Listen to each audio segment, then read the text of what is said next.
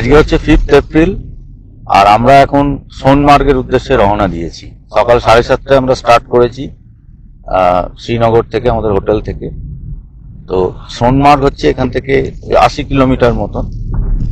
সোনমার্গ শেষে, সোনমার্গ দেখে আমরা ক্ষীর ভবানী মন্দির দর্শন করব। সচরাচর যারা কাশ্মীরে আসেন তারা সোনমার্গ ছেড়ে সরাসরি শ্রীনগর চলে যান, ক্ষীর ভবানী দেখেন না। কিন্তু আমরা যাচ্ছি এই কারণে, কারণ আমরা যেহেতু রামকৃষ্ণ মিশনের সঙ্গে যুক্ত, ক্ষীর ভবানী মন্দিরে স্বামী বিবেকানন্দ কাশ্মীর ভ্রমণকালে আসেন এবং সেই স্মৃতির, ওনার সেই অভিজ্ঞতার কথা বিভিন্ন গ্রন্থে লিখিত আছে। তো ক্ষীর ভবানী দেখে আমরা আজ রাত্রিরে শ্রীনগর ব্যাক করব এবং কালকে আমাদের গন্তব্য হবে গুলমার্গ। এখন সোনমার্গ থেকে মোটামুটি 30 কিলোমিটার আগে রয়েছি। আর এই যে রাস্তা দেখা যাচ্ছে, এই রাস্তা সোজা চলে গেছে লাদাখ। অর্থাৎ শ্রীনগর থেকে টোটাল লাদাখের ডিস্টেন্স হচ্ছে 450 কিলোমিটার মতন, 475 কিলোমিটার। আর এখানে এই রাস্তায় কিন্তু প্রচুর চেকিং হয়, কারণ এই লাদাখের পরেই পাকিস্তান এবং চীন সীমান্তে হচ্ছে এই লাদাখ।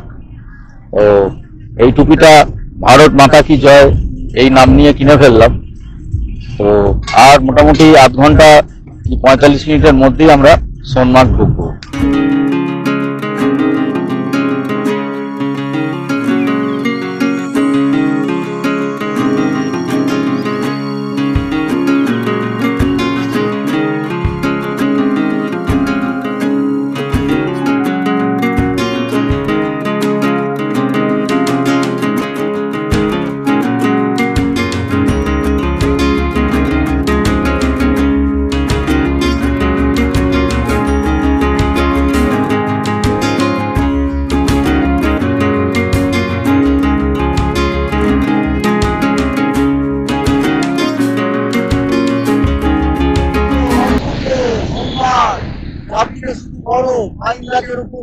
বাড়ির উপর করো,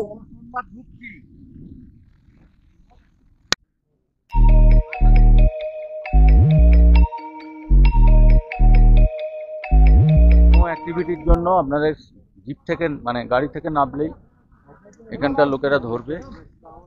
বরফে হাঁটার জন্য জুতো, স্লেজ গাড়ি, সমস্ত কিছু ব্যবস্থা রয়েছে। স্নো অ্যাক্টিভিটি করতে চান তাহলে এখানে আমি একটা কাঠের স্লেজ গাড়ি, এরা 6টা 8টা বিভিন্ন স্পট আছে। তো পার স্পট এরা 250 রুপিস করে এরা নেয়, 350 বলবে, আপনারা নামবেন। তো আমার সঙ্গে রফা হয়ে গেছে, আমি 6টা স্পট ঘুরবো, দামটা এখন বলছি না। আর এই জুতোর জন্য 100 রুপিস। তো আপনার নাম क्या है भैया?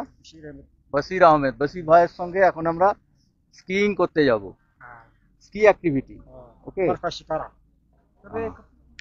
আর আপনারা যদি বাইকিং করতে চান, স্নো বাইকিং, সেক্ষেত্রে 5000 রুপিস, টাইম আপনাদের হাতে।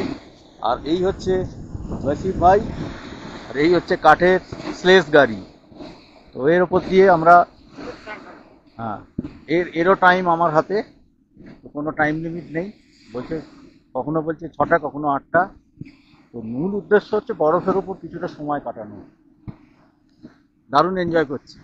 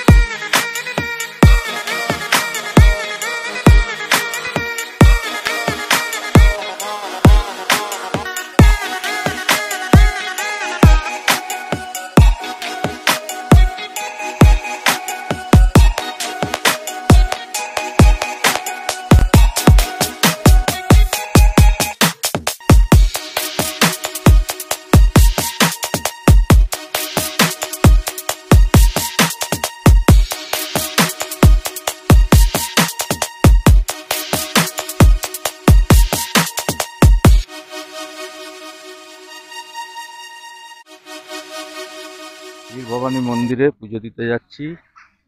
এই হচ্ছে মন্দিরের প্রধান ফটক, এবং এখানে জুতো বাইরে খুলে তবে এই মন্দিরে প্রবেশ করতে হয়।